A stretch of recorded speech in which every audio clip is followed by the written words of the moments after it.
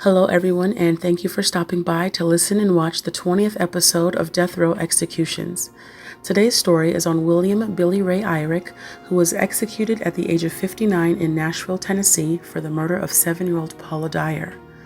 This is also the first story that I've done where Child Protective Services stepped in to help at a very young age, but ultimately his fate was the same as everyone else's who I've featured on this channel. Billy Irick was born on August 26, 1958 in Knoxville, Tennessee. His mother suffered from psychiatric disorders and he was severely abused as a child. There was once a reported incident in which neighbors saw Billy's father hit him with a large piece of wood on top of his head. His parents were able to get away with their horrible abuse for a while, but at the age of 6, his school principal questioned his mental health and requested he be evaluated by a psychiatrist. He had extreme behavioral issues, and it was also concluded that he was suffering from severe neurotic anxiety and had mild organic brain damage. It turned out that Billy was suffering from organic brain damage since birth and experienced chemically induced neuron damage. This caused him to experience symptoms of not being able to sleep and having vast changes in his moods. He was not interested in toys and overall had abnormal behavior paired with aggressiveness. Billy was then assigned to a social worker by the name of Nina Lund, and this is the first time he shared his abuse stories with anyone else. One story in particular, he told Nina that he got tied up and was beaten because his parents said they could not control him. Billy was immediately taken out of his family's home and was institutionalized at the Eastern State Medical Hospital in Knoxville, Tennessee for 10 months so he could be treated and receive antipsychotic medication. After his 10-month stay, he was then sent to an orphanage for emotionally disturbed kids at the Church of God home, where he stayed up until his teens. He rarely received any visits from his family, and when Billy was 13, the orphanage decided to schedule a visit where he would get to go home and visit his family. Things did not turn out well at all, and with his pent-up anger and hatred for his parents, Billy got an axe and began to hack away at the television and also destroyed their garden. He then got a razor blade and cut his sister's pajamas up while she was wearing them in her sleep. His parents quickly dropped him back off at the orphanage because they were unable to handle his behavior. At the orphanage, boys and girls had their own separate wings. After being sent to his dorm on the boys' side, Billy snuck out and broke into the girls' dorm and stood on top of a bed hovering over a girl until she woke up screaming. Because of this, Billy was expelled from the orphanage, and not being able to live with his parents, he was sent back to the psychiatric hospital where they learned that he had not been taking any of his psychotropic drugs, which had caused his impulsive and disruptive behavior. He stayed at the psychiatric hospital for a little over a year and was released to live with his parents when he was 14 years old. This was the last time he received any follow-up medical treatment or medication up until trial time, so everything after age 14 was him not regularly taking any type of medication to help with his behavior. In 1983, at the age of 25, Billy started working as a dishwasher at a truck stop in the same city he grew up. He befriended a mechanic near the truck stop by the name of Kenny Jeffers, and the two were eventually familiar enough to where Kenny introduced Billy to his large family, which consisted of his new wife Kathy and their 8 children. Kathy had 7 kids from a previous relationship, and both Kenny and Kathy shared one child together that was actually born the same year in 1983. By 1984, the following year, Kenny and Kathy agreed to allow Billy to move into their home, and Billy became the children's caretaker and frequently watched them while Kenny and Kathy worked very long hours. In 1985, the family's house caught on fire and was completely destroyed. Billy gained a lot of love and respect from the family because he saved 2 of the children from the fire.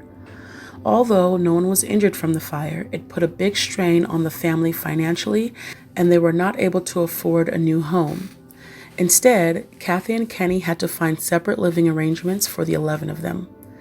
Kathy and her 8 kids stayed in a small rental home in Knoxville, and Billy moved in with Kenny and his parents in a neighboring city. It was Monday, April 15, 1985, and Billy had gone to Kathy's place to help look after the kids. For unknown reasons, the 2 of them began to argue, so Kathy kicked Billy out of the home, and Billy went back to his house he was sharing with Kenny. The babysitter that Kathy had hired to watch her children was unavailable, so Kenny drove Billy back to Kathy's house later that day so he could babysit. Kathy was home but took a nap and woke up at around 8:30 p.m. By 9 o'clock, all of the kids were put to sleep. Kathy had to leave for work that night, but she was uneasy leaving the kids home alone with Billy because she noticed that Billy had been drinking and saw him talking to himself. She was also worried about the argument they had earlier that morning.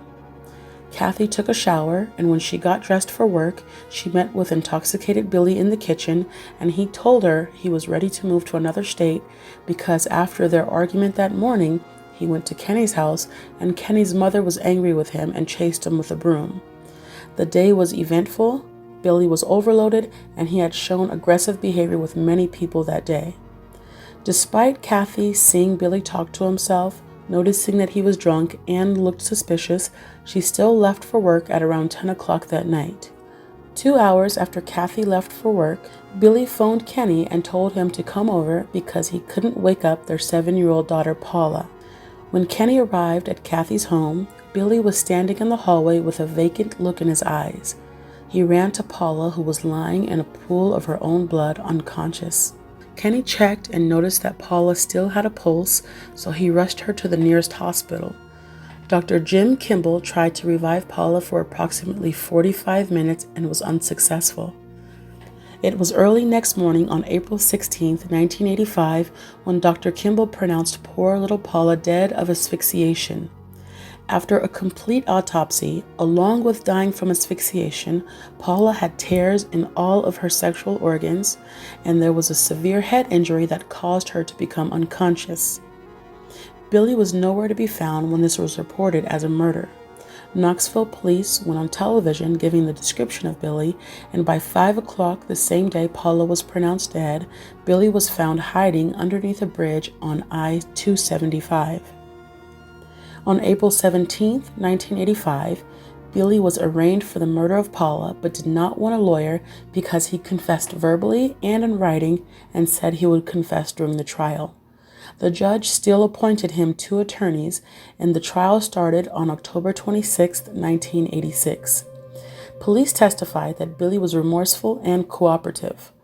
Billy's attorneys tried to plead insanity but later withdrew this plea. His mother was also present but refused to testify on her son's behalf. His social worker from when he was a child, Nina Lone, testified about his mental illness, but the defense did nothing more to bring his mental illness to light. Billy did not take the stand, and it wasn't up until years after the trial concluded people from Billy's past popped up in interviews about his mental health issues, and his attorney stated that that could have helped him get prison time and avoid the death penalty. The state psychiatrist by the name of Dr. Clifton Tennyson spent an hour with Billy but had no prior knowledge of any psychotic episodes or symptoms. He testified that there was no evidence of him being insane and knew right from wrong. He did, however, diagnose Billy with having antisocial personality disorder. On November 1, 1986, a Knoxville County jury found Billy guilty, and he was sentenced to death by electrocution on December 3, 1986. After his sentence, Billy smiled and shrugged his shoulders. Years later, the same psychiatrist who evaluated him during the trial was present during his appeal. Now, Dr. Tennyson had evidence of his previous mental health record, and he went on stand and said, "I am concerned that in light of this new evidence, my previous evaluation and the resulting opinion were incomplete and therefore not accurate. It is my professional opinion to a reasonable degree of medical certainty that without further testing and evaluation, no confidence should be placed in Mr. Eirick's 1985 evaluations of competency to stand trial and mental condition at the time of the alleged offense." 2 other psychiatrists performed evaluations, and they said he was functioning at the level of a 7 or 9-year-old. The initial execution date was May 7, 1987, but because of appeals, Billy had 6 different execution dates set. The Tennessee Supreme Court refused to grant a stay of execution, and the governor of Tennessee, Bill Haslam, refused to intervene as well. The case was then heard by the United States Supreme Court on August 9, 2018, and they also refused to grant a stay of execution on grounds of mental health. Billy Irick died that same day by means of lethal injection.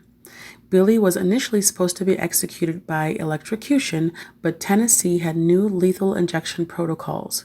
While on death row, Billy and over 30 other inmates actually tried suing the state over the new protocol for lethal injections because they believed they would be in so much pain it would violate the Constitution. And now for my thoughts. So, we are all humans and we all make mistakes.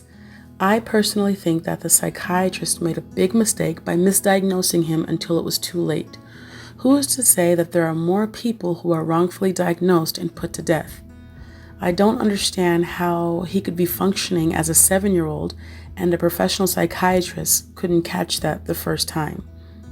Let me know what you guys think about that in the comments below. And now for the question of the video. There are many children out there who have grown up like Billy Irick and have had mental health issues and brain damage since birth. Do you think it would be reasonable for these type of people to have a special card on them that has their diagnosis and what type of medications they take? I have seen some adults with severe autism be shot by cops for not following commands, and there could be a situation like this where a guy commits a crime and is so far gone that he can't even remember to communicate that he has brain damage and is supposed to be on medication. Do you think that it would be beneficial to have something to identify this? Thank you guys for watching, and if you are still here, I would like to give a huge shout out to my very first patron on Patreon, Antonio Branch. Thank you so much for supporting me and the channel, and I hope you enjoy the content there. On my Patreon, I will do feature stories of people currently on death row. I will show you guys letters and interviews I have for these inmates and their replies. You guys will also be able to add any questions you have for the inmate that I will include in the letter. I just uploaded a video on a female inmate who has been on death row for 28 years and committed her crime at the age of 18 when she was pregnant with twins. The story is very interesting, and you guys have the opportunity to be involved in the interview process. Thank you again, Antonio. I appreciate your support.